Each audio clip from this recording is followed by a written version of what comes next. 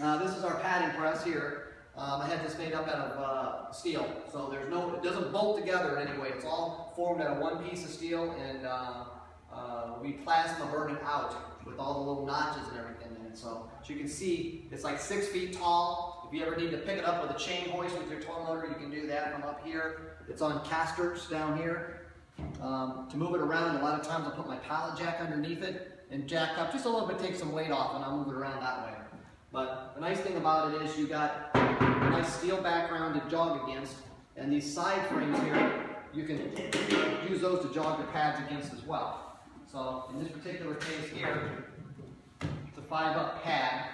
I don't have any chipboard in it because I have to number these here first, but for the purpose of the video, I'll just stack it up here so I can show you how the clamping mechanism works on it.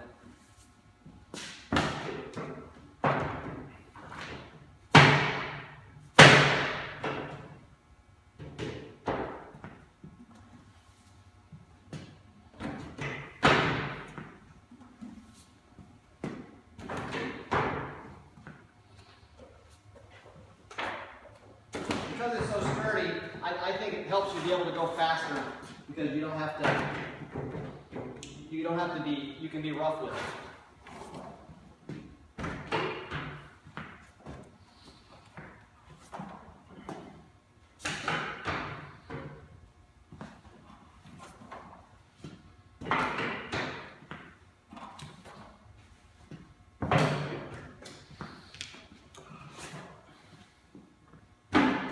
On several occasions throughout the years, when a job has needed to get jogged up, maybe it got messed up for some reason, we've used this just as we jog things up in small increments, we put it on here and jogged up the paper and got it nice and straight. Before we, obviously, you got to transfer it to a cart, you got to handle it again. So it's not the best idea, but at times I've used it for that. So anyways, once you get it stacked up like this, you know, pop our chipboard top on it, and then inside here you got all kinds of room for storage. I do occasionally pad using a roller instead of a paintbrush, so that's why you get a roller pan. And inside here I have a bunch of pieces of steel cut to various sizes. And I just reach in here and I find me a piece of steel. This is a 1/4 inch.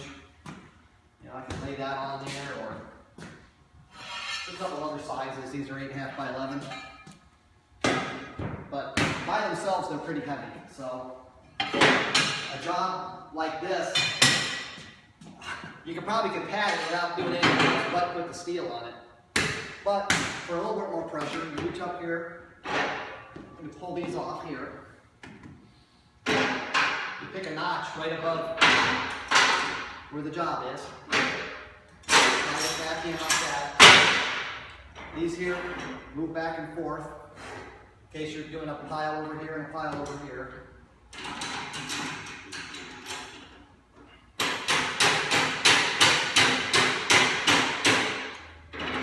Use a little bit of oil. These here are quick release. When you put these in, these are threaded, but you can pull them right out, drop them in. But when you straighten them up though, they catch, and then you can thread them. So over here, when you put them in at an angle, I go all the way down until it hits, then I pull it so that it's straight, and then I can turn it so that it clamps now.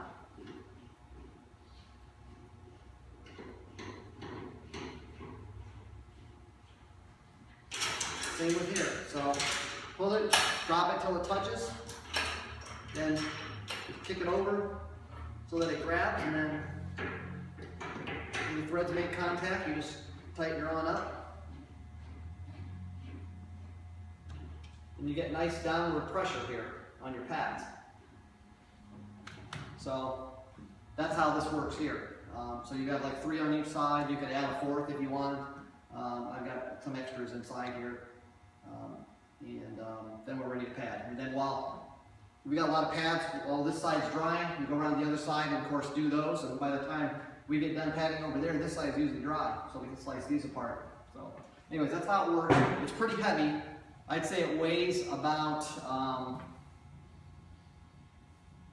probably 150 pounds with all the steel in it here. I'll take the camera here from my son, and I'll give you a quick view of it all the way around. You can see shaped like an A, like any padding press would be.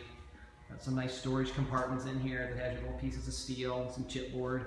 This side here is identical to that size, but it's a very handy machine.